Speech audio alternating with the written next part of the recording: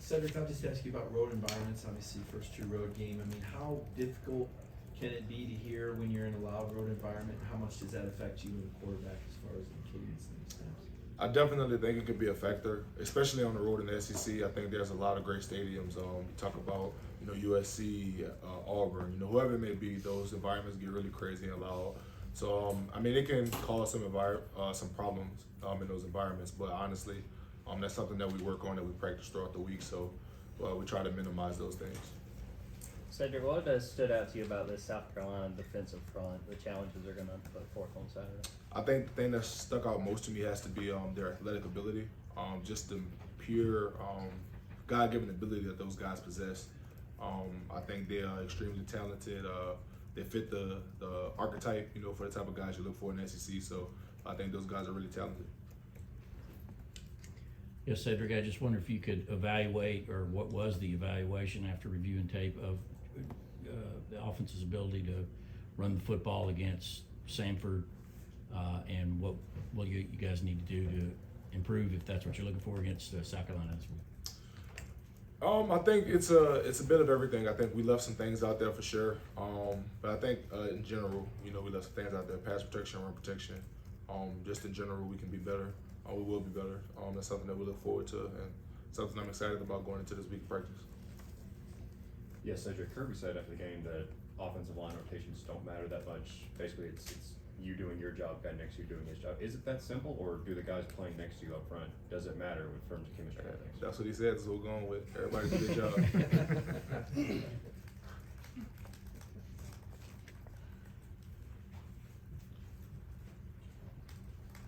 So you guys go back to number one, and Kirby's talked about all offseason how you guys won't be hunted. You feel like you have a target on your back. What does that mean when he says that? I think his biggest thing is that he just wants us to be hungry, go every day and, work hard. I think a staple of this program is definitely working hard throughout the week to try and minimize the mistakes in the game. So I think that's what he's just focusing on, making sure everybody makes sure that we don't take anything for granted throughout the week. Work hard, trust your brother, extra sprints, whatever it may be, extra film, whatever it may be, just making sure that we are able to play to the standard that we need to on Saturday. Having had a chance to review the game tape from Saturday, what do you make of sort of the red zone issues and you guys having to settle for so many field goals in there on Saturday? It's a good question. I think it was just small things, whether it may be missing a cue, missing a read, missing an ID point. Somebody may take their eye off somebody for a second. It was very small, minute things that honestly can be fixed up really easily. I think it just goes to a level of attention of detail. So not too worried. Definitely want to go and watch it and get those things cleaned up and fixed, and I think we'll be fine. Yeah, so they're kind of following up on red zone issues. How critical is running the ball down there inside the 20s when spaces are more condensed and everything like that? Well, it's a big problem because I think passing and running goes hand in hand, especially in the red zone. If you can't run the ball, then everybody will basically just sit on the goal line, and you can't throw it. And if you can't, throw it, nobody's in the box. So I think it goes hand in hand, and we definitely have to be physical and go out there and dominate in the red zone because when all things fail, if everybody's in drop 8 coverage and things like that, we got to be able to run it down the throat. So about the topic of just noon kickoffs, I mean, how hard are those to get ready for? How much does it change the routine? I think that's more of a problem based on maturity. I know last year that was something that we definitely embraced a lot. Those noon kickoff games, wanted to make a statement. So that's something that we want to try to continue this year, is just embracing it. Noon, early game, get up, eat breakfast and go play. I think this is something that we're going to focus on this week and make sure we're ready for.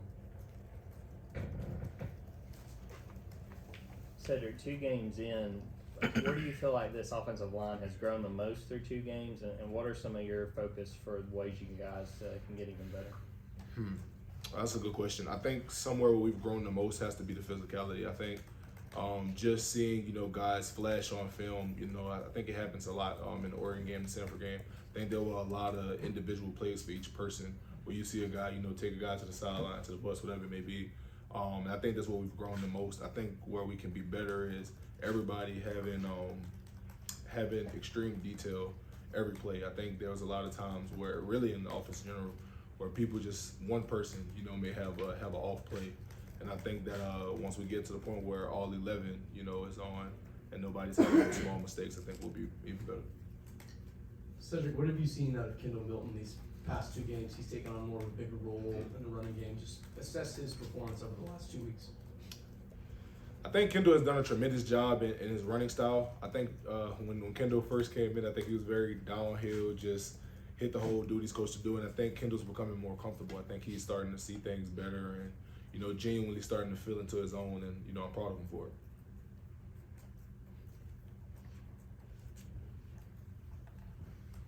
Getting back to the #1 ranking, is that just a thing that it feels like that's where the program should be and stay at all times, type of deal?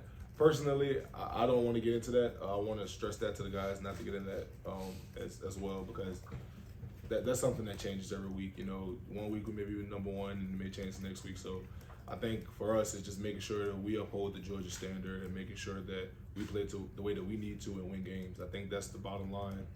Really don't want to get caught up in the whole #1 ranking, because at the end of the day, it doesn't matter.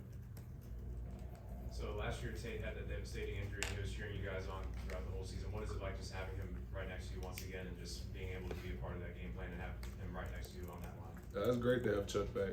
That's what we call him Chuck. But it's great to have Tate back. Definitely super excited for him to have the opportunity to play, because when we came in, honestly, I thought Tate was like one of the more gifted and talented offensive linemen I've been around in my career. So definitely excited to see that guy finally be back on the field. I'm super excited for him, and I tell him before every game that I'm proud of him and I believe in him. So just going out there and seeing the work that he's put in, and it finally come to fruition for him, I'm super happy.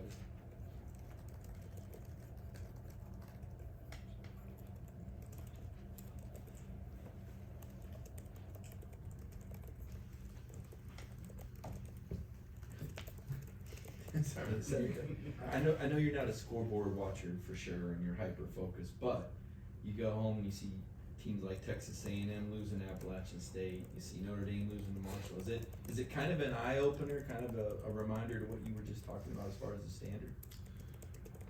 I mean, definitely for sure. I think those type of things, it can happen in any given week to anybody. Just to be honest with you, I think that's the beauty of college football, though. Any given week, anybody can be beaten. So I think, not taking things for granted, it definitely opens up your eye to, hey man, there's a lot of competitors out there, so it doesn't matter who you're playing, no matter who it is. Take those guys seriously, prepare like it's the championship, the natty, whatever it may be, and, make sure that you do what you need to do. Yeah, 1, where's the Chuck come from when you talk about Tate? And 2, what have you seen out of Stetson and the way he's grown even within the season now, fully entrenched as a starter? Okay, so to answer your question about the whole Chuck thing with Tate, so there's kind of this thing on the offensive line, we kind of make fun of each other. And I think somebody randomly said the other day, like he had a mustache like Chuck Liddell, so we started calling him Chuck after that. So that's where that comes from. And as far as Stetson, I think he's grown a lot in his maturity, really trusting Coach Monk and Coach Smart, taking that coaching and, really applying it to the offense. I think this is the most Stetson has been control of the offense, honestly, since I've been here. It's exciting because, we have one voice, one leader, one guy. And it feels great to see that guy in the huddle, call the shots, and everybody has confidence through him.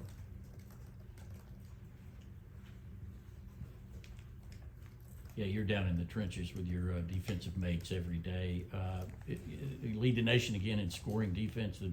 This is the first foray in the SEC. How confident are you that your defensive teammates can handle the challenge coming up, moving back into SEC play? Well, I'll say this. There's a lot of days where we win practice. There's a lot of days where they win practice, and I feel like we both are really talented. So I think that's where that confidence comes from, the fact that, we feel like we're one of the best in the country, and, they do, a good job of shutting us down. I think they can, hang with anybody. So I think that's where that confidence comes from, just competing with your brothers. Because at the end of the day, we always want to make sure that we're competing in practice and make sure we're going out every day. So I have extreme confidence in those guys, and I look forward to seeing them play.